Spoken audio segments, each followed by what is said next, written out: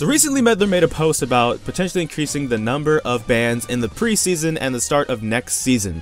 So in this video what I'm going to do is go over pros and cons about an increase of number of bans, my opinion on a couple of those points, and then ask your opinion on a couple of those points. So starting off, I'm going to talk about if there was more bans, one of the pros I hear about is that less OP things will get through. In which case some people feel that right now there's just more than 6 things that need to be banned sometimes that are OP, and if they get through, it can make the game unfun for them because these things need to be balanced, etc, etc, you know, that whole thing. And that can be true, but furthermore, this point also encompasses the idea that if each person could ban something in their own role that they don't like playing against, they might play better. For example, if you play an immobile AD carry or an immobile mage, you might just not like hook champions or blitzcrank, for example, so you might want to ban blitzcrank literally every game. And by doing so, if everybody had their own ban, you wouldn't be taking away from the team if like the top 3 things that you should ban were like Malzahar, Zed, and Sivir, for example. Well, you still have 4 bans on your team left to ban those 3 and then something else as well, and then that way you know you'll play well because the champions you want to play that are weak against blitzcrank won't be weak against blitzcrank because you can ban them out.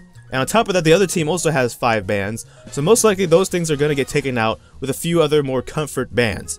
Now that also is kind of one of the cons that some people say are with the increased number of bans, because maybe a class of champion could get banned out.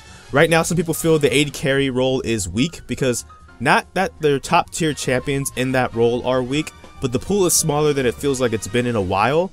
So if there were 10 bans in a game and you banned all 10 marksmen, or AD carries as I call them still, what would happen? Would you dive deeper in the pool and pull out like Urgot or something? Or would AD carries not even be played? Would you have to play something else bot lane? And then on the flip side of that coin, some people say that's actually a pro because that would make the meta more diverse things would have to come out, more team comps about something different would have to happen.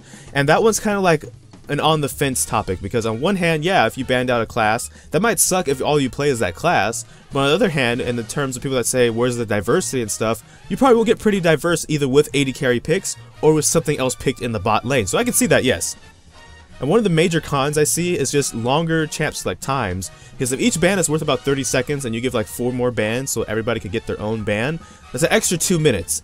And me personally, I'm the guy that was perfectly fine waiting in Team Builder for even 15 minutes for my specific role and champion. I'm one of those kind of people. I'd rather take longer times just to get the champion and role I want. But there are people that don't want that, especially when you go through all that time and someone bans, or dodges, I mean, at like the last second, and then you gotta go through it all over again. So that's up for kind of preference, I believe. But feel free to comment about that with your own opinion as well. But that is all for this video from me. If you watched this far, thank you for watching. Feel free to like, comment, and subscribe, or just generally add your own opinion to this discussion. But that's all for this video. Life is full of a lot of kinks, so I don't know which video will be next. So until next time, take care. From the Fire Good Eye, FS.